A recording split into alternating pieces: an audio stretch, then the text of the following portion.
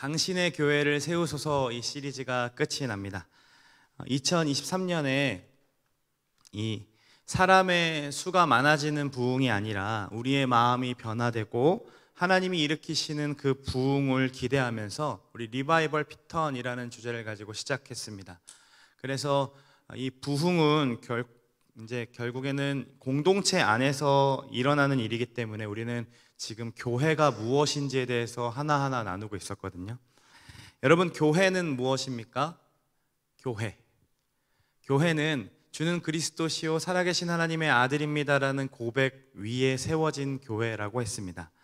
각각 다른 모습, 다양한 모습으로 있지만 우리는 그 고백 위에 세워진 교회이기 때문에 보편적으로 하나 된 교회라고 이야기했죠. 어떤 교회가 참된 교회인지에 대해서도 우리는 함께 나누었는데, 바로 교회 안에서 참된 말씀이 선포되는지, 또 성찬과 세례가 시행되는지, 그리고 권징이 올바르게 집행되고 있는지에 따라 참된 교회인가 아닌가를 나타낼 수 있다라고 했습니다. 그리고 우리는 함께 지어져가는 교회로서 하나님이 주시는 그 은혜의 방편들이 있다 했죠. 하나님의 말씀과 그리고 성예와 그 다음에 기도입니다. 근데 이 모든 것들을 다 누리는 공간이 바로 예배라고 했고, 그 예배 안에서 가장 우리가 소홀히 여기는 것이 바로 헌금인데, 그 헌금의 의미도 우리가 말씀을 통해서 살펴보았습니다. 지난주에 재정부에서 건네받은 헌금 봉투를 받아서 여러분들이 감사한 제목들을 적어 주었어요. 그걸 보면서 기도했는데, 대략 30명의 청년들이 무명으로든 그리고 이름만 적고 감사한 거는 안 적든 이렇게 여러분 감사의 내용을 길게 적든 그렇게 말씀 앞에서 반응해줘서 참 감사했습니다. 그리고 지지난주 설교를 여러분 기억하시나요? 교회 안에 질서가 존재한다라고 했죠. 그 질서 안에 우리가 더 낮아지고 섬길 때에 성도로서의 권위가 바르게 세워진다라고 했습니다. 오늘은 이 담장을 뛰어넘는 교회라는 제목으로 교회가 가져야 할 비전, 그러니까 우리가 복음을 받아들이고 그리고 예수님을 머리로 하는 교회로서 우리의 목적과 방향성이 무엇인지 오늘 말씀을 통해서 나누며 당신의 교회를 세우소서 시리즈를 마치려고 합니다. 여러분, 우리는 근본적인 질문을 해야 하는데요, 교회 안에 여러 가지 것들을 많이 살펴봤잖아요. 그러면 교회의 목적은 무엇입니까? 여러분들, 우리가 교회라고 했을 때 우리가 구원받은 이유, 우리가 복음을 받아들이는 이유, 그 이유는 무엇입니까? 여러분들에게 다시 질문합니다. 이 땅의 교회는 왜 존재해야 합니까? 교회된 여러분들은 지금 왜 예배를 드리고 있고 교회를 나오시는 목적이 무엇입니까? 교회의 목적을 알려면 마태복음 16장 16절로 돌아가야 하는데, 예수님이 꺼내셨던 그 교회라는 단어가 처음 사용되거든요. 그런데 그때의 헬라어 단어를 뭘 사용하시냐면 에클레시아라는 말을 사용하십니다. 즉 이 말은 같은 목적으로 모집된 시민들의 모임이나 군사적 목적으로 불러냄 받은 군인들의 모임을 뜻하는 단어를 사용하셔서 내 교회를 세우겠다라고 말씀하신다는 거예요. 즉 에클레시아라는 말은 불러냄을 받은 자들의 모임이라는 거죠. 다시 말해 예수님은 뭐라고 하신 거냐면, 바요나 시몬아 너 참 잘했다라고 하시면서 내가 너에게 교회를 세우겠다라는 말은 내가 내 사람들을 불러내어 모아서 나를 기초로 하는 모임을 만들어낼 거야, 그게 교회라고 말씀하고 계시는 겁니다. 그분이 하시고자 하는 목적이 있다라는 거죠. 예수님이 불러내셨다라면. 그러면 우리 주님께서는 교회를 통해 이루고 싶어 하시는 비전, 목적이 무엇일까요? 하나님은 세상을 창조하시고 인간을 만드실 때에 당신과 함께 교제하는 자로서 인간이 존재하기를 원하셨습니다. 그래서 그의 형상을 따라 그의 모양대로 인격을 가진, 그리고 말을 할 수 있는 자들로 만드셨죠. 그리고 그 사람들에게 뭐라고 명령했는지 여러분 기억하십니까? 생육하고 번성하라, 땅에 충만하라, 땅을 정복하라, 땅을 다스리라 라고 말씀하셨죠. 그러니까 하나님의 뜻을 이루기 위해 사람은 늘 흩어져서 자신의 영역을 확장해 가는 거죠. 자신의 영역이 아니라 하나님의 뜻에 따라서 세워가는 영역들을 확장해 가는 것이 지상 명령이었고 창조 명령이었습니다. 주님이 통치하실 수 있도록 다스리는 영역으로 만들어가는 거죠. 그런데 죄가 들어온 다음부터 이게 무너지기 시작해요. 가인이 아벨을 돌로 쳐 죽인 다음에 이제 벌을 받았잖아요. 그래서 얘가 이제 피해 다녀야 되는데 사람들이 날 죽이면 어떡합니까 해서 이마에 표를 줍니다. 가인을 죽이면 7배를 더할 벌을, 그러니까 너 이 사람 죽이지 마시오라는 표를 줬다라는 거죠. 그런데 가인이 분명히 하나님이 그렇게 보호하신다라고 약속하셨음에도 불구하고 믿지를 못해요. 하나님 말씀을 믿지 못하는 거예요. 그러니까 어떻게 반응해요? 에녹이라는 성을 짓습니다. 자신의 자녀를 낳고 자신의 자녀의 이름으로 성을 짓죠. 이거는 뭡니까? 자기 스스로 방어하고 자기 스스로 힘을 선택하겠다라는 발악입니다. 홍수로 세상을 심판하시고 난 뒤에도 노아에게 말씀하셨죠. 뭐라고? 다시는 내가 물로써 심판하지 않겠다. 그러면 너희들이 이제 무지개를 보면 그게 심판하지 않는 그 언약을 기억하기를 바래라고 하셨습니다. 그런데 그 메시지와 그 말씀을 이후의 사람들이 기억하지 않습니다. 하나님의 뜻을 믿지를 않아요. 그래서 어떻게 합니까? 스스로 자신들의 이름을 내어서 성읍과 탑을 건설하고 그 탑 꼭대기에 하늘에 닿게 하여서 우리의 이름을 내고 우리가 흩어짐을 면하자라고 말하는 것이 바벨탑 사건이었습니다. 그러니까 결국 흩어짐을 명하는 것은 결국 하나님이 명령하신 것을 반하는 행동이었고, 이 흩어짐을 면하려고 하는 사람들이 하는 것이 무엇이냐면 바로 이 자기의 성, 하나님을 의지하지 못하니까 자기 스스로의 힘과 능력을 의지하면서 자기의 성을 쌓는 일을 했다라는 거예요. 죄인들의 역사는 늘 이래 왔습니다. 어떤 사람들은 지금 이 시대는 성을 쌓았다라면 어떤 사람들은 지금 돈이 자신의 성이 되기도 하고, 어떤 자들은 자신들의 자녀가, 그리고 또 어떤 자들은 자신이 인기를 얻고 명성을 얻는 것이 스스로 성을 만드는 일이 되기도 합니다. 그러나 하나님의 백성들의 삶은 자신의 성을 쌓아가는 삶이 아니라 도리어 자신이 안정감을 누리던 곳으로부터 떠나가서 하나님의 말씀을 따라 행하는 삶이 바로 하나님이 원하시는 삶이고 하나님이 명령하신 대로 살아가는 삶이라는 거예요. 하나님이 아브라함을 선택하시고 제일 먼저 하셨던 말씀이 무엇입니까? 바로 이 말씀입니다. 같이 한번 읽어볼까요?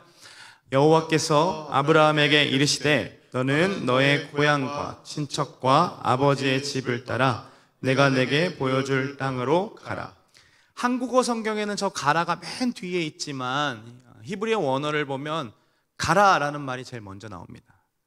그러니까 아버지의 집 갈대아 우르는요, 아브라함이 살기에 최적의 장소였습니다. 부유한 집안 안에서 커왔기 때문에 이미 거기서 100년 만년 살아도 충분히 오래 살 수 있었고 많은 것들을 누릴 수 있었습니다. 그런데 그곳에서부터 하나님은 당신이 일러주시는 땅으로 가라고 말씀하시죠. 한 번도 경험해보지 못했던 땅으로 가라는 겁니다.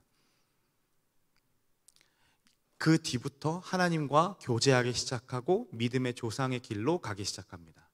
야곱도 그랬어요. 집안에서 집에 엄마 일을 도우며 살아갔을 때는 몰랐는데 팥죽으로 장자권을 살고 그리고 형을 속이고 아버지를 속여서 장자의 축복을 얻은 뒤에 그 다음에 야곱이 에서를 피해서 어디로 갑니까? 라반 삼촌의 집으로 떠납니다.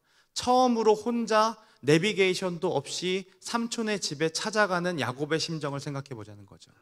그런데 광야에 가서 돌베개를 하고 잠을 자다가 사닥다리가 올라갔다 내려갔다는 것을 보면서 그가 이렇게 고백해요. 과연 여기 계시거늘. 하나님은 아버지의 집에만 계시는 분이 아니구나, 나를 부르신 자리에 계시는구나 하면서 그때부터 하나님과 교제하기 시작하고 하나님을 알아가기 시작합니다. 요셉도 그랬죠. 총애받는 집에서부터 타이로 애굽에 가기 시작했지만 보디발의 집에서 감옥에 들어갔을 때에도 하나님이 함께 하시는 것을 요셉이 경험하고, 후에 애굽의 총리가 되었을 때 당신들이 나를 보낸 것이 아니라 하나님께서 나를 먼저 보내셨습니다라고 하며 하나님의 뜻을 분별할 줄 아는 사람으로, 심지어 자신의 마음 깊숙한 곳에부터 고백할 수 있는 사람으로 자라가게 됩니다. 보세요.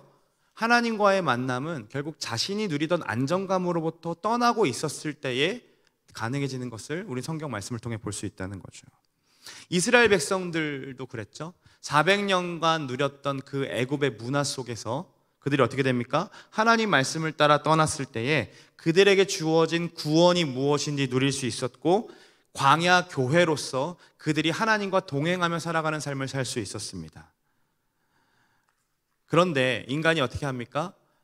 그렇게 하나님께서 광야 가운데 만나주시는데 계속 넘어지고 계속 의심합니다. 이게 맞아? 정말 맞는 거야? 계속 의심하니까 우리는 어차피 땅에 발붙이며 살아가는 존재들이기 때문에 땅에 오서 누리는 모든 환경과 상황에 지배받습니다. 그렇기 때문에 우리 힘으로 어쩔 수 없는 상황과 환경이 닥쳐지면 분명히 불안하고 분명히 염려하게 되는 게 사실인 거죠.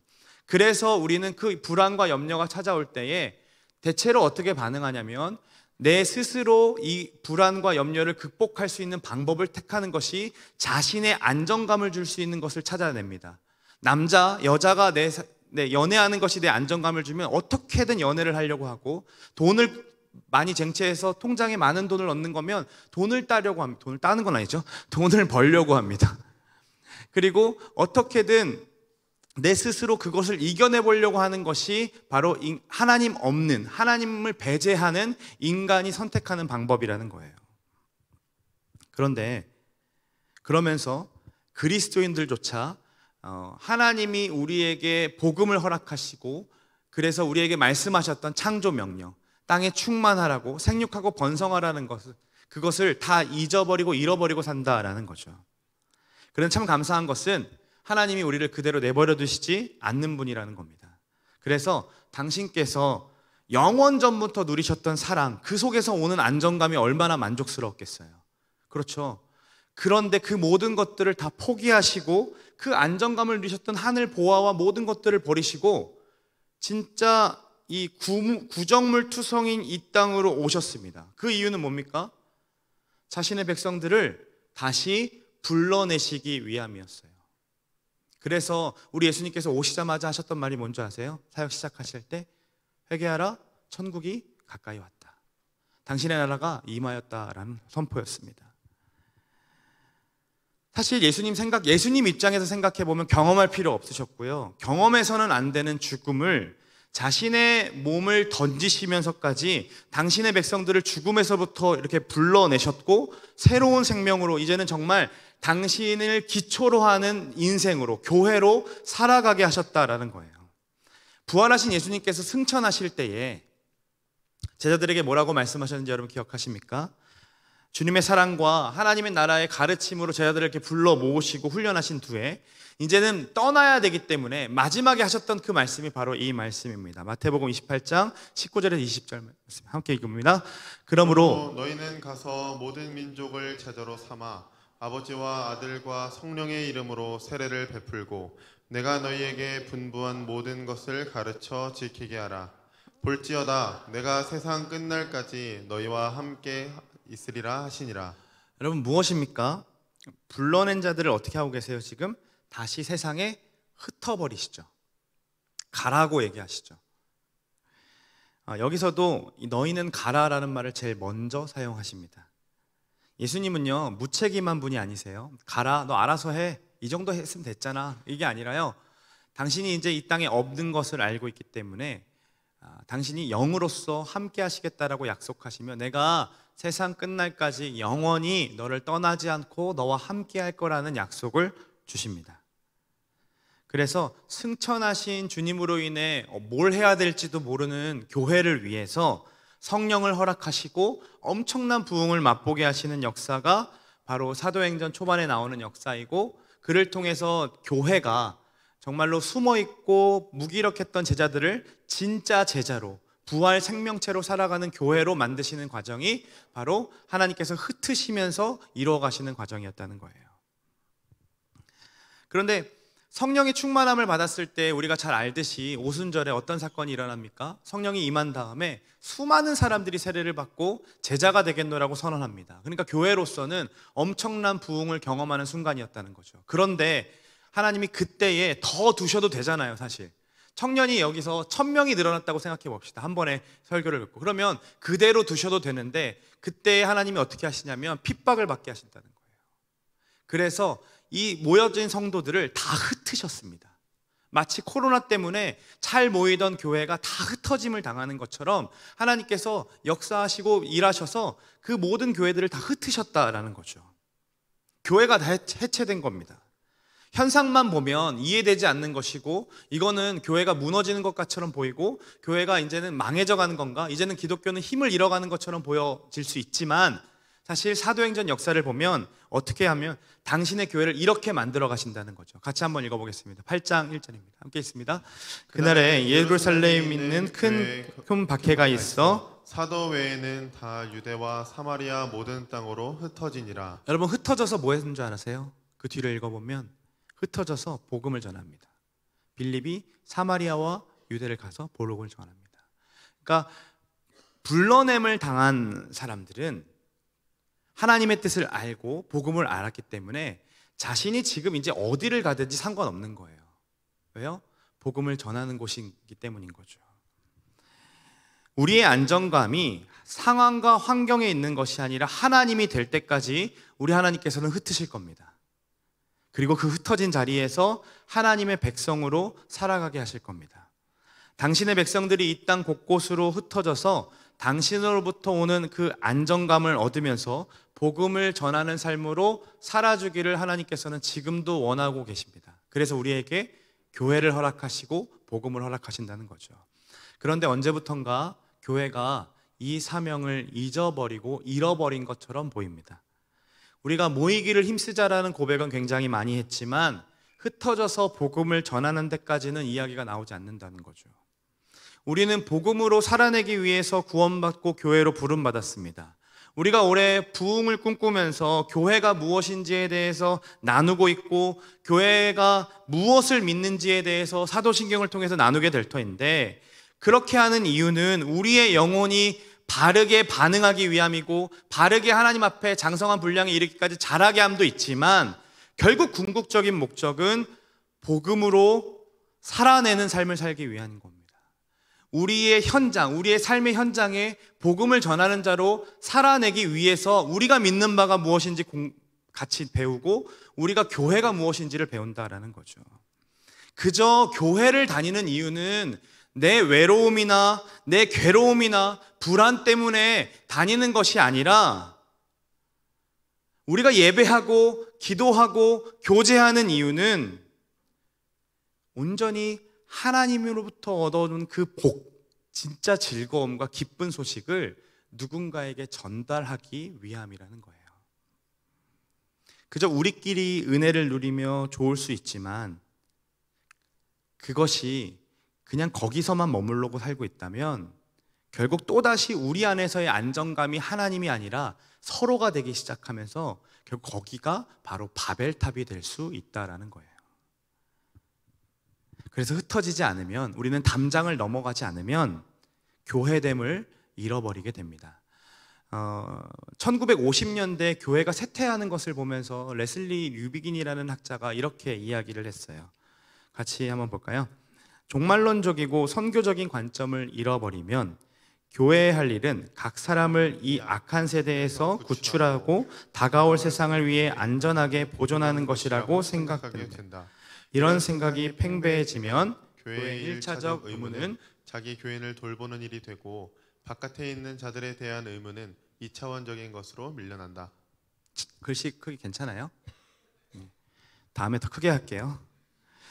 우리의 교회의 목적과 추구하는 방식이 이 종말론적이고 선교적인 관점을 잃어버리고 그저 이 교회에 나오는 사람들에게만 집중하기 시작하면, 그러면 결국 바깥에서 헤매이고 살아가는 영혼들에 대한 관심, 그들에 대한 의무감도 다 잃어버리게 된다는 거예요. 여러분, 한번 물어봅니다. 우리가 마을에 모이고 있는 이유, 마을에서 이야기를 나누는 이유, 또 훈련받아서 우리가 토요일, 주일 이렇게 교사로 봉사하고 훈련하는 이유가, 여러분, 나 자신의 영적인 성장을 위함입니까? 아니면 성남 지역에 혹은 내 주변의 사람들에게 복음을 전하기 위함입니까? 전자는 목양입니다. 나 스스로를 장성한 분량에 이르는 건 목양이라고 할 수 있습니다. 그리고 후자는 선교라고 할 수 있습니다. 근데 우리가 훈련받는 목적이 내 영혼의 자라남인 목양에 가까운가요? 아니면 선교하기 위함인가요? 우리가 하나님의 음성을 듣고자 기도하는 이유가 내 영혼의 자라감을 위함인가요? 아니면 누군가에게 복음을 전하기 위함인가요? 만약 우리가 훈련받는 목적이 나 자신의 신앙생활의 질적 성장을 넘어서서 내가 정말로 누군가를 사랑하기 때문에 그 사랑하는 사람에게 복음을 전하기 위해서 훈련받는다면 우리는 그 훈련받음이 어떻게 달라질까요? 지금 드려지고 있는 이 예배가, 지금 우리가 함께 나누는 이 말씀이 내가 정말로 사랑하는데 지옥에 갈 수밖에 없는 그 사람에게 그 복음을 전해야 되기 때문에 듣는 자리라면 우리가 이 말씀을 어떻게 받아들일까요? 지난주에 마을대회 여러분들이 막 터졌을 때 저도 아이를 데리고 올림픽 공원에 가야 됐습니다. 이거 수동태네요. 갔습니다. 능동으로 갔어요. 그때 러닝하는 크루들이 있더라고요. 우리 청년들이 모여가지고 하나둘씩 모이더니 각자 이제 달릴 준비를 하고 왔어요. 그래서 같이 이제 모여서 달리려나? 어디로 달리지? 이렇게 한 바퀴 돌면 되게 재밌긴 하겠다. 같이 나도 좀 가볼까? 라는 생각을 하면서, 그런데 복장이 그러지 않아가지고 낄 수가 없었는데, 근데 30분 동안 준비 운동을 하는데 누군가 가르쳐 주더라고요. 이렇게 하십시오, 저렇게 하십시오. 하나, 둘, 그 다음에 저기서부터 저기까지 30분 동안 뛰는 거를 연습하더라고요.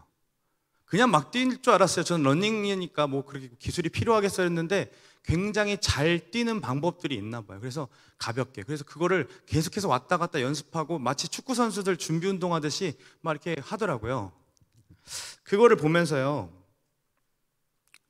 달리기 하나를 하더라도 그냥 달리지 않고 제대로 달리고 싶어서, 효율적으로 내가 운동하고 싶어서 저리들 시간을 내고 열정을 다하는데, 이 말씀을 보는 우리들, 이 복음을 알아가는 우리들은 어떠한 열정을 가지고서 말씀을 듣고 있을까? 어떠한 내가 정말 이 말씀을 보면서 정말로 효율적으로 전할 수 있는 방법에 대해서 연구하고 있었을까? 이런 고민들을 하게 됐습니다. 복음을 전한다는 거 둘째 치고 정말로 이 성경을 통해 나를 바꾸고는 싶을까? 내가 이 성경을 보면서 여러분들에게 잘 전하고 싶은 욕심은 있지만 나를 바꾸고 싶은 욕심은 있을까? 이런 생각이 들었어요. 레슬리 유비긴의 말처럼 목사인 저도 여러분들을 목양하기 위해 부름받았다고 생각해왔지 성남 지역의 대학 청년들을 위해 부름받았다라고 생각하지는 않았던 거예요. 나는 나의 영역 안에서 내게 맡겨주신 사람들을 말씀으로 잘 가르치고 교회에서 맡겨주신 그 모든 일들을 잘 감당하는 것이 내 사역이라고 생각했고, 그것을 잘 해나가는 것이 내 목적이라고 생각했지, 내가 이 주변에 있는 대학생들, 청년들을 품을 수 있는 사역자로 부름받았다는 사실을 깨닫지 못했다는 거죠. 담장 밖으로 나아가서 성남에 오고 가는 우리 청년들에게 복음을 전하려 하지 않았다라는 거죠. 스타벅스에 가면, 이데아에 가면 수많은 청년들이 공부한다고 앉아 있는데 내가 6년간 이 자리에 사역하면서 한 번을 제가 복음을 전해주지 못했다는 거예요. 너무 부끄러웠어요, 말씀을 보는데. 목사인데 여러분들 앞에서는 설교를 잘 하는 척하죠. 그런데 이런 얘기 저런 얘기 다 할 수 있을 것 같은데 정작 믿지 않는 대학생들, 나에게 관심 없고 말씀에 관심 없는 사람들에게 어떻게 복음을 전할 수 있을까를 생각해 보니까 나도 이 벙어리가 되는 거예요. 어떻게 해야 될지를 모르는 거죠. 여러분, 이게 죽어있는 표지 아니겠습니까? 마치 피아노를 20년간 쳤는데 누구도 가르쳐 줄 수 없는 사람과 같은 거죠. 저는 피아노를 배운 지 20년이 됐습니다. 물론 바이엘 3권도 안 하고 끝냈어요. 비웃어. 그렇지만 코드를 알기 때문에 찬양을 할 수 있습니다. 느린 곡만요. 4번씩 치면 되거든요, 이렇게. 그런데 누군가가 저 피아노를 치는 걸 보고 저도 가르쳐 주세요라고 해가지고 제가 가르쳐 준다면 여기 피아노 선생님들이 많은데 뭐라고 생각할까요? 그래서 제가 이렇게 적어왔어요. 저 돌팔이 뭐야? 라고 하겠죠. 무엇이든 10년 이상을 꾸준히 하면 자신만의 노하우가 생기는 거잖아요. 누군가에게 팁을 전할 수 있을 정도로 자라가게 되는 게 맞는 거잖아요. 그런데 10년 이상 교회를 다녔음에도 누군가에게 복음을 전할 수 없다면 그런 야매가 어디 있어요, 그렇죠? 그런 돌팔이가 어디 있겠냐는 거죠. 그러니까 우리가 가지고 있는 달란트를 가지고 10년 동안 열심히 뭔가를 해요. 직장에 들어가기 위해서, 그리고 돈을 벌기 위해서. 그런데 복음을 전하기 위해서는 어떤 것도 노력하지 않는다면 그런 돌팔이 그리스도인들이 어디 있겠냐는 거죠. 사랑하는 여러분, 이 땅에 교회가 존재하는 이유, 교회의 목적은요, 복음을 전하는 데 있습니다. 많은 이들이 모이고 성장하고 성공적인 사역을 감당하는 교회, 그것은 우리의 목적이 아닙니다. 다시 이야기합니다.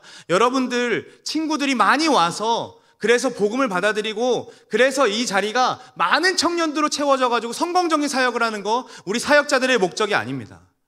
진짜 목적은 안 믿는 자들이 믿음으로 들어가는 거예요. 교회의 목적은, 교회가 존재하던 이유는 그 안 믿는 자들이, 여전히 불신자들이 많기 때문에 그들이 신자가 되는데 필요하기 때문에 교회가 있는 거죠. 자주 이야기하지만 우리 자리에 200명이 모이고 300명이 모이든 이 자리에서 아름답게 예배하고 다 각자의 모습으로 사역을 하고는 있지만 세상에서 자신의 삶의 영역에 갔을 때는 어느 말도 할 수 없는 사람이라면 누군가에게 예수님에 대해서 전할 수도 없고, 또 우리가 처해지는 문제와 상황에 대해서 어떤 게 성경적인 방법인지, 어떻게 생각하는 것이 기독교 세계관적인 방법인지를 고민하지 못한다면 그거 너무 불행한 거 아니겠습니까? 그래서 200명, 300명 채워져서 와, 청년들 부흥했다. 그걸 정말 부흥이라고 말할 수 있을까요? 저와 우리 그리고 하나 공동체가 예배하는 만큼 살아낼 수 있는 사람이 되기를 소망합니다. 복음을 배우고 알아가는 만큼 담장을 뛰어넘어서 세상 속으로 들어갈 수 있는 교회들이 되기를 소망합니다. 물론 쉽지 않죠. 그러니까 여러분들도 지금 이런 생각하잖아요. 야, 네가 우리 직장 와봐, 이런 생각하잖아요. 너는 교회니까 쉽지, 이런 생각하잖아요, 그렇죠? 복음을 전할 수 있는 틈을 안 주죠, 세상이. 이제 기독교를 향해 비판하는 것을 넘어서서 이제는 무관심합니다. 그래서 우리는 굳이 라는 말로, 꼭 그렇게까지 해야 하는가라는 말로 복음을 전하는 것을 포기합니다. 생각을 잘 해보면 이 굳이라는 말이 다 우리의 신앙을 무너뜨리는 사단의 전략 같아요. 굳이 마을 모임 해야 해? 굳이 헌금을 내? 굳이 훈련을 받아야 해? 굳이 내가 뭐하러 그 사람에게 연락을 해? 굳이 내가 내 마음을 뭐하러 털어해? 그런다고 해결되는 것도 아닌데 라고 하면서 이 교회를 하나 되지 못하게 만들고 말씀에 반응하지 못하게 만드는 말이, 이 굳이라는 한 단어가 다 무너뜨리고 있다는 거죠. 사랑하는 여러분, 우리가 굳이라는 말을 뛰어넘어서 기꺼이라는 말로 받아칠 수 있는 사람들 되길 소망합니다. 기꺼이 누군가를 위해서 내 시간을 드리고, 기꺼이 그들을 위해서 재정을 사용하고, 기꺼이 내 모든 것들을, 내 치부까지도 드러내주면서 그 마을에게 함께 내 마음들을 나누어주고, 정말로 주님이 원하시는 교회된 모습으로 예수님이 부탁하신 그 명령을 증인으로 살아가는 자들 되기를 좀 간절히 소망합니다. 오늘 본문은요, 우리가 증인으로 살지 못하는 이유를 두 가지 정도로 얘기하고 있는데요, 첫째는 3절에 나와 있어요. 우리 같이 한번 3절 말씀을 읽어보겠습니다. 그가 고난받으신 후에 또한 그들에게 확실한 많은 증거로 친히 살아계심을 나타내사 40일 동안 그들에게 보이시며 하나님 나라의 일을 말씀하시니라. 여러분, 무엇입니까? 저 확실한 증거를 모르기 때문에 우리가 증인으로 살지 않는 겁니다. 내가 가진 증거가 확실하면 누가 뭐라 해도 흔들리지 않고 주장할 수 있습니다. 그렇죠? 우리가 가진 복음의 가치가 얼마나 큰지를 모르기 때문에 사실 우리가 주장하지 못하는 거예요. 교회 연수와 상관없이 우리가 그 연수를 살아가면서 복음의 가치가 얼마나 큰지를 맛본 적이 없기 때문에 전할 수가 없는 거죠. 여러분들이 정말로 커피 맛집을 발견했다고 생각해 보세요. 그러면 자연스레 전하지 않겠어요? 정말로 꼭 거기 가면, 성남에 가면 꼭 성남제일교회 앞에 있는 브릭에 가봐. 거기면 예쁜 우리 자매가 막 이렇게 드립을 내주면서 정성껏 내려주는데 그게 얼마나 부드럽고 맛있는지 몰라. 꼭 먹어보세요. 정말 맛있다고 칭찬하지 않겠어요? 정말 여러분들에게 얘기해주지 않겠어요? 누군가에게 커피를 먹으면 꼭 거길 가야 된다고. 그런데 우리는 복음을 맛본 적이 없기 때문에 소개하지 못한다는 거죠. 복음이요, 정말로 우리의 삶을 바꾸고 우리의 성향까지 바꿔간다는 걸 안다면 우리는 담대하게 복음이 얼마나 우리를 자유케 하는지를 전할 수 있습니다. DTS 하는 우리 청년들의 모습에서 제가 요즘 자유함을, 그들의 얼굴과 그들의 모든 행동 가운데 자유함을 발견합니다. 이들 인생에 언제 이렇게 토요일날, 주일날 시간을 들여서 예배하고 하나님 앞에 매달리고 기도할 수 있는 때가 언제 있겠어요? 제자반을 하라 할 때는 묵상도 제대로 안 하고 조금만 시간 지나면 막 몸을 꺼가지고 언제 끝나냐고 막 책 덮고 막 그만 쉬자고 막 의자 위로 막 올라가고 막 이런 애들이었거든요. 너무 솔직하게 얘기했나? 그런데 DTS 훈련을 통해 막 꽃이 피는 거예요. 속으로는 약간 억울함이 있어요. 그런데 그들의 언어가 바뀌고요, 표정이 바뀌고요, 삶의 해석이 바뀌기 시작해요. 그러니까요, 주변인들이 얘기해요. 너 도대체 무슨 일이 있었던 거야? 도대체 왜 그래? 얘기 좀 해줘. 왜 그렇게 반응할 수 있는 거야? 어떻게 그렇게 반응할 수 있는 거야? 자신들 안에 확실한 증거가 생겨나니까 자연스레 복음이 전달되는 겁니다. 사랑하는 여러분, 이 복음의 맛을 우리가 예배를 통해, 훈련을 통해 꼭 누리시기를 간절히 소망합니다. 두 번째로 우리가 증인으로 살지 못하는 이유는요, 우리의 관심이 땅에 머물러 있기 때문에 그래요. 우리 6절 말씀 한번 읽어보겠습니다. 그들이 모였을 때에 예수께 여쭤 이르되 주께서 이스라엘 나라를 회복하심이 이때이니까 하니. 아까 1절 3절에서 보면, 1장 3절에서 보면 주님의 관심사와 주된 메시지는 하나님 나라였어요. 그런데 제자들의 말을 보시면 그들의 질문에 단어 하나하나가 다 잘못되어 있어요. 회복하다라는 이 동사는요, 그들이 얼마나 정치적이고 영토를 지닌 나라를 기대하고 있는지를 보여주고요, 이스라엘이라는 이 명사는 그들이 하나의 민족 국가, 자신들의 나라만 생각하고 있다는 것을 보여줘요. 그리고 또한 이때라는 이 부사는요, 그들이 그 나라가 즉각적으로 설립될 것을 기대하고 있음을 보여주는 거죠. 그러니까 하나님의 나라에 대한 소망, 성령이 오심으로 얻어지는 하나님 나라에 대한 소망이 아니라 우리 언제 로마로부터 해방될 수 있어요? 여전히 그 일에 대해서 얘기하고 있다는 거예요. 주님은요, 정말로 흩어져서 세워가는 나라를 소망하고 계시는데 제자들은 이렇게 모여가지고 자신에게 안정감을 줄 수 있는 성을 원하고 있었던 거죠. 그런데 제자들의 주된 관심이 어디 있는 거예요? 다 이 땅의 이스라엘 나라였던 거예요. 땅의 것에 매여 있으니까 하늘에서 누리는 그 보화에 대해서 관심이 없는 거죠. 우리도 그렇지 않습니까? 말씀을 들으면요, 다 내 상황과 환경에 맞추어서 해석해요. 그래도 할 거는 버리고 맞는 것만 취하죠. 그것을 뛰어넘어 하나님 나라를 바라보지 못합니다. 우리의 생각과 기준과 경험이 다 땅에 묶여 있기 때문에 말씀을 듣고 하나님을 예배하고 하늘의 하나님을 찬양하면서도 늘 결정적인 순간에 땅의 것으로 생각한다고요. 하루빨리 내 생각대로 내 나라가 잘 되기를 바라며 살아간다는 겁니다. 그러니 전도라는 것은 밑빠진 독에 막 물을 붓는 거니까 당연히 쓸모가 없는 것처럼 보이죠. 나와 관계없는 사람들에게, 나를 한번 마주치고 그냥 흘러가는 사람들에게 내가 무엇 하고 굳이 내 시간을 내고 내가 뭐하러 전도해라고 생각할 수 있는 거죠. 여러분, 지난주에 마을대에 여러분들 마을은 얼마를 쓰셨나요? 여러분들이 모여가지고 밤늦게까지 놀면서 식사하고 커피 마시고 어디 여러 가지 것들을 하면서 얼마를 쓰셨습니까? 다음 주에 그 동일한 금액을 진짜 밑빠진 독에 물 붓는 것처럼 우리와 상관없는 이웃들에게 흘려보냅시다 하면 정말 그럴 수 있습니까? 그 금액을 가지고.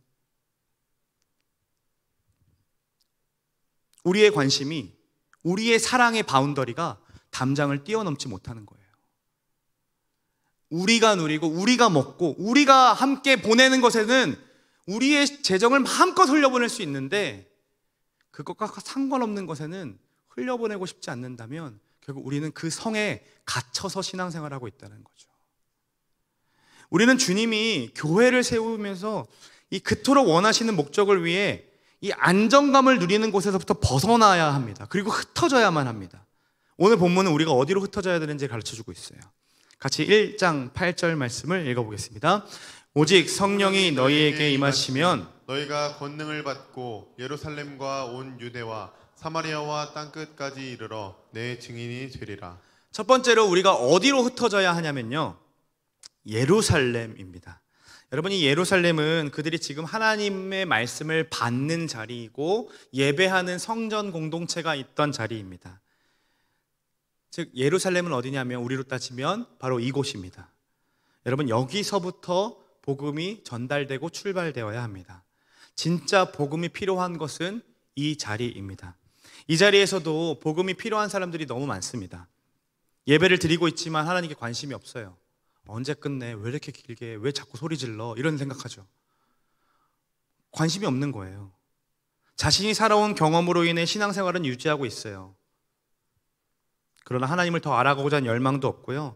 성장반, 제자반, 사역반, DTS를 해도 내가 하나님께 더 반응하고 싶어서 하는 게 아니라 그냥 하는 거니까 라고 하면서 발을 얹혀 간다는 거죠.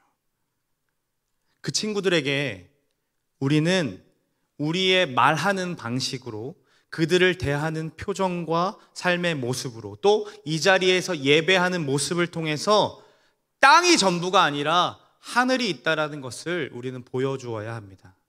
그 안에 진짜 우리 안에 확실한 증거를 누려서 저렇게 예배하는 게 진짜 예배인 거구나, 저렇게 신앙생활하는 게 진짜 신앙생활이구나 라는 것을 우리가 말하는 것, 우리가 보는 것, 우리가 행동하는 것들을 통하여서 보여주어야 합니다. 그것이 예루살렘에서 복음을 전하는 삶입니다. 두 번째로 우리는 사마리아로 흩어져야 합니다. 사마리아는 유대인들이 혐오하는 공간이었습니다. 우리는 그곳을 향해 나아가야만 합니다. 사랑하는 여러분, 교회는 한 손에 복음을 들고 한 손에 사랑을 들고 온 땅 구석구석 누비는 존재라고 했습니다. 복음을 전함과 사랑을 전달하는 것이 그저 내가 좋아하는 이 사람들에게만 머물러 있다면, 그리고 교회 공동체 안에서만 머물러 있다면 이것이 바로 바벨탑을 쌓는 것과 같다라는 거예요. 우리는 담장을 뛰어넘어야 해요. 편견과 오해로, 혐오의 눈으로 바라보고 있는 사람들 누구입니까? 여러분들의 시각으로 그렇게 미워하고 그렇게 죽었으면 좋겠고 그렇게 핍박하고 싶은 사람, 내가 기회만 주어지면 막 혐오하고 싶은 사람 누구입니까? 그들에게 복음이 전해져야 됩니다. 우리는 그들을 향해 기꺼이 발걸음을 돌이켜야 돼요. 그리고 예수님께서 하나님의 본체이시나 동등됨을 취하지 아니하시고 종의 형태로 직접 낮아지셔서 제자들을 섬겨주셨던 것처럼 그들을 찾아가서, 너무나도 억울하고 맞지 않는 행동인 걸 알아요. 내가 왜 이렇게까지 해야 되지? 라고 생각이 들지만 직접 낮아지셔서 그들을 섬겨야 돼요. 왜요? 예수님이 하셨으니까요. 예수님이 대신 매맞아 주셨고 대신 십자가 지셨고 종의 형체를 지니심으로 죄를 사해 주셨어요. 누구를 위해서요? 사마리아인보다 더 혐오스럽고 더 말 안 듣는 우리들을 위해서요. 그렇게 예수님께서 사랑을 베풀어 주셨기 때문에 우리가 그 사랑을 안다면, 그 사랑이 우리의 확실한 증거라면 우리도 사마리아를 향해서 나아가야 된다는 거죠. 마지막으로 땅끝까지 흩어져야 합니다. 여러분, 땅끝이라고 하면 지명적으로 먼 장소를 의미할 수 있겠지만 아직 예수님을 모르는 장소를 의미합니다. 이 땅에 예수님을 모르는 자들이 너무나도 많습니다. 그래서 우리가 단기 선교도 가고 이것저것 다니는 거죠. 여러분, 그런데 지구가 둥글잖아요. 그래서 지구는 둥그니까 앞으로가 나아가면 온 세상 어린이들을 만나고 어디로 돌아옵니까? 내 뒤통수로 돌아와요. 그러니까 땅끝은 내 뒤통수인 거예요. 땅끝으로 전한다는 건 내 삶의 영역 안에서 가장 복음을 받아들여야 하는데 받아들이지 못하고 있는 영혼들을 위해 베풀어야 되고 복음을 들려줘야 된다는 거죠. 여러분, 우리가 우리 열방을 위해 선교해야 돼요. 우리가 어디 그 지역 북한 땅을 위해서 선교해야 돼요. 우리가 저기 멀리 가가지고 선교해야 돼요 얘기하는데 정작 내 가족들을 위해서 섬기지 못하고 내 직장의 동료, 내 학교 친구들을 만날 때에 그들이 아파하든 말든, 그들이 힘겨워하든 말든, 불안에 떨든 말든 상관하지 않고 살아간다면 그거 아무것도 아닙니다. 열방 얘기하기 전에 내 방 먼저 치워야 돼요. 그래서 그게 먼저 복음을 전하는 거예요. 스크루테이프의 편지를 보면 민족과 국가에 대한 안타까움으로 환자가 계속해서 생각하도록 만들어. 이 환자는 그리스도인입니다. 사단의 입장에서 민족과 그리고 열방을 위해서 계속해서 기도하게 만들고 계속해서 안파하게 만들어. 뉴스들을 보여주면서 여러 가지 광고들을 보여주면서 그 안타까운 사람들에게 안타까워하는 마음을 들게 만들어. 그런데 옆에서 있는 그 친구에게는 관심을 갖게 하지 마. 그게 사단의 전략이라는 거죠. 우리가 이러한 사단의 유혹에 넘어가지 않기를 소망합니다. 나와 함께 직장 생활을 하고 있는 동료의 아픔을 철저하게 모른 척하면서 아유 잘됐다, 아유 뺀질거리 잘됐다 이렇게 하면서 한 번도 보지 못하는 사람들에게 전도하겠다고 나가는 거, 이게 어떻게 그리스도인이라고 말할 수 있을까요? 여러분의 땅끝은 어디입니까? 가정입니까? 직장입니까? 학교입니까? 여러분, 그들에게 나아가서 이번 한 주간 그들의 기도 제목을 받아보는 건 어떨까요? 정말로 믿지 않은 사람에게 기도 제목을 받아본 적은 없을까요? 제가 목사인데요, 우리 이모가요, 불교 신자 중에 저보다 독실한 불교 신자예요. 방에 기도실이 따로 있고요, 들어가면 불상들이 놓여 있어요. 매일같이 불경을 써요. 성경 필사하듯이 불경을 쓰고요, 불경을 외워요. 제가요, 목사인 걸 알아요. 진짜 불교 중심으로 살아가는 분들은요, 그들의 신앙을 인정해줘요. 동희야, 목회 잘하고 인정해줘요. 그런데 제가요, 한 번도 이모의 기도 제목을 물어본 적이 없는 거예요. 제가 그 복음의 가치를 알고 있는 사람으로서 여러분들이 복음의 가치가 정말로 뛰어내요, 여기서 진짜 행복이 있어요 라고 말을 하는데 제가 이모에게 그 복음으로 들어보지를 못했던 거예요. 지난번에 제자반이랑 이런저런 얘기를 나누다가 우리 믿지 않는 자들의 기도 제목을 받아보자고 얘기했어요. 그래서 잊어버리고 살고 있어요. 또 가르치고 잊어버리죠, 저도. 그리고 잊어버려 살고 있는데 갑자기 이모가 문자를 한 거예요. 그래서 그때 얘기했어요. 이모, 기도 제목이 뭐예요? 나도 기도하고 싶어요. 한 발짝 내밀었어요. 나 건강을 위해서 기도해줘. 근데 그 대화가요, 저한테는 방향성을 주고 제가 어떻게 복음을 차근차근 전해야겠구나라는 사실을 조금씩 알아가게 했어요. 여러분, 교회 나오게 해달라는 기도 말고요, 그에게 진짜 행복이 전해질 수 있도록, 예수님이 그에게 드러날 수 있도록, 받아들여질 수 있도록 기도해주는 시간들이 되었으면 좋겠어요. 한 주간 한번 그렇게 해보는 건 어떨까요? 지난주에 우리 청년들과 함께 대학가 전도를 나갔다 왔어요. 교회 재정을 사용하지 않고 이 친구들이 식사 섬김을 위해서 모은 재정으로 식사 비용을 지불하고 남은 금액이 있었는데 거기에 좀 더해서, 전도하겠다고 모은 금액으로 더해서 한 35만 원 이 정도 나온 금액으로 이제 물품을 사고 대학가들에 찾아가서 전도했어요. 왜 했을까라고 생각을 해보니까요, 제가 설교를 준비하다 보니까 목양의 관점이 너무 많았어요. 그러니까 우리 청년들에게 너희들의 친한 친구들이 아닐지라도 같은 세대들을 품고 이들에게 전도해야 돼라는 것을 경험을 주고 싶어서 제가 목양의 관점에서 전도하자고 했더라고요. 그런데 전도 현장에 나가서 이렇게 지켜보는데요, 이 친구들은 목양의 관점으로 하지 않고 진짜 선교의 관점으로 하나님의 말씀을 전하고 있더라고요. 자신 스스로가 복음에 확실한 증거가 있어서 외치자고 얘기하며 하나님이 소망이라고 외치고 행복하시라고 외치는 그 외침 속에 제 자신이 목양으로 이 자리에 나온 게 부끄러워졌어요. 하나님은 그렇게 우리들을 사용하셔서 우리의 모양대로 그렇게 선교하고 싶어 하신다라는 거죠. 여러분, 우리 교회에 지난 3년간 청년들이 굉장히 많이 오고 있거든요. 그리고 정말로 하나님께서 좋은 예배자들을 보내주셔가지고요, 청년 공동체가 같이 복을 누리고 있어요. 시너지 효과를 내고 있는데요, 처음에 우리가 이렇게 전도하지 않았는데 왜 이렇게 청년들이 오지? 라는 생각을 했어요. 하나님 왜 보내주실까? 그런데 정착한 친구들을 이렇게 살펴보니까요, 99% 가까이가 신앙생활을 했던 친구들인 거예요. 그러니까 이 친구들은 본토 친척 아비의 집을 떠나서 여기에 정착을 하면서 교회를 찾는 친구들이었고, 친구의 추천으로 마침 또 교회를 방문하게 되어서 예배에 왔고 은혜를 누려서 교회에 등록하게 되었어요. 이러한 사실을 바라보면서 청년 사역자로서 이렇게 행복하면서도 한편으로는 이게 경고의 메시지처럼 들렸습니다. 첫째는 예배하는 자를 찾으시는 주님께서 너희가 나를 귀하게 여기지 않아?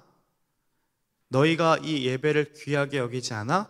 그러면 예배가 정말 필요하고 예배를 정말로 귀하게 여길 수 있는 사람을 내가 그 자리로 보낼 거야 라는 메시지처럼 들렸어요. 두 번째는 너 속지 마 라는 메시지로 들렸어요. 우리 교회 청년들이 늘고 있으니까 부흥하고 있다, 너 사역 잘하고 있다, 이런 이야기 들으면서 너 속지 마 라는 이야기로 들렸어요.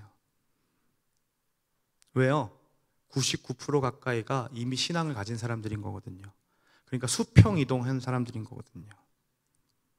그러니까 처음 예수님을 믿어보려고 왔다가 등록하고 정착하는 인원이 많지 않아요. 거의 없어요. 이 말은 우리가 우리의 성을 쌓는 것은 잘하는 교회지만, 그러니까 우리가 장성한 분량에 이르게 하고 우리의 성을 쌓아가지고 훈련하고 함께 뛰는 것은 잘하는 교회이지만, 새로운 사람들을 받아들이고 그들의 언어로 복음을 전하는 데는 안 하고 있다라는 증거가 여기서 드러나는 거예요. 여러분, 우물이 말랐는데요, 옆집에서 물이 오니까 내가 우리는 물이 부족한 거 아니구나, 우리나라는 물 부족하지 않아 라고 생각하는 것과 같아요. 여러분, 정말로 위기입니다. 기독교 인구가요 3% 미만일 때, 3%일 때 미전도 종족이라고 칭합니다. 200명 단위를 종족으로 치고 기독교 인구가 3% 미만이면 미전도 종족이라고 얘기해요. 여러분, 우리가 살고 있는 청년 세대가 미전도 종족에 가까워지고 있어요. 청소년은 오래전부터 미전도 종족으로 되었어요. 그들이 이제는 올라와서 청년이 되고 있기 때문에 이제는 청년 세대가 미전도 종족인 거죠. 이전의 청년들은요, 자신의 인생을 하나님의 복음을 전하는 데 쓰임받고 싶어서요, 어떻게든 예배하고 모이면 기도하고 어디로 전도할 수 있을까를 생각하며 나아갔어요. 그런데 이제는요, 누구도 헌신하고 싶어 하지 않아요. 누구도 흩어지고 싶어 하지 않는다는 거죠. 굳이? 라는 말로 그렇게까지 해야 해? 그렇게까지 신앙생활하는 것은 내 삶에 그렇게 도움되지 않아. 내가 당장 시험이 급하고, 내가 당장 취직이 급한데, 내가 당장 진학이 급한데 굳이 그렇게까지 하라고? 나한테 너무 무리한 요구야 라고 얘기한다는 거죠. 미전도 종족으로 만들고 있는 것은 다름 아닌 이런 태도를 가진 저와 같은 목사와 그리고 우리와 같은 교회였던 거예요. 하나님은 여전히 당신의 백성들이 흩어져서 복음을 전하고 세상의 빛으로 소금으로 살아내기를 원하고 계시지만 우리가 그것을 원하지 않는 거죠. 사랑하는 여러분, 이제는 담장을 뛰어넘어야 할 때입니다. 복음을 전하는 것을 포기하는 것은 교회됨을 포기하는 것임을 인지하시기를 원합니다. 우리 주님은요, 우리의 삶이 당신의 교회로 세워지기를 원하세요. 우리에게 왜 그 달란트를 주셨습니까? 여러분이 직장에 왜 보내셨을까요? 왜 우리에게 그 능력들을 주셔서 그 직장으로 보내셨을까요? 거기에서 정말로 복으로 살아달라고 요청하시는 거예요. 그 자리에서, 아무도 믿지 않는 그 자리에서 진짜 믿는 자가 어떤 것인지, 진짜 복음을 가진 자가 얼마나 행복한 것인지 우리를 그 자리로, 그 학교로 불러주신 거라고요. 그럼 우리가 왜 해야 될까요? 주님이 원하시는 꿈이 무엇입니까? 그 꿈이 무엇이에요? 예수님께서 마지막 유언을 남기셨어요. 내 증인이 좀 되어달라고. 얘들아, 이제는 내가 없잖아. 이제는 내가 이 땅에 내가 없잖아. 이제는 내가 이 땅에 안 보이잖아. 그러니까 너희들이 내 증인으로서 나를 좀 보여달라고 이렇게 우리를 교회로 초청하셨다는 거예요. 그런데 어느 누구도 그 일을 하고 싶지 않는다면, 교회된 우리가 그것들을 다 포기하고 있다면, 우리도 교회라는 이름으로 모이지만 미전도 종족으로 남아버릴 거예요. 여러분, 우리 교회가, 우리 청년 세대가 내 마을, 내 교회라는 담장을 뛰어넘어서 복음을 들고 세상으로 나아가는 자들 되기를 소망합니다. 그 복음 들고 담대하게 나아가고 담장을 뛰어넘는 자들이 되기를 소망합니다. 예전에 이런 찬양 진짜 많이 했어요. 땅끝까지 주의 복음 들고 가리라. 이런 찬양 많이 했잖아요. 나의 모든 것들을 다 바치겠노니 나를 사용해 주십시오. 내가 헌신하겠습니다. 이런 찬양 굉장히 많이 했거든요. 나로부터 시작되길 소망합니다. 저 높은 하늘 위로 밝은 태아 떠오르 나부터 하기를 원합니다. 이런 고백 많이 했잖아요. 우리 오늘 그 고백하면서 하나님 앞에 기도하기를 원합니다. 이 시간 다 함께 일어나서 우리 추억의 찬양 나로부터 시작되리 우리 함께 부르면서 정말 이 복음의 메시지가 진짜 다른 누구가 아니라 나로부터 시작되길 원해요. 하나님, 나로부터 되길 원해요. 나로부터 우리 가정이, 나로부터 우리 직장이, 나로부터 우리 학교가 바뀌어나기를 원해요. 그 고백을 가지고 우리 함께 찬양하고 기도하며 나아갑시다.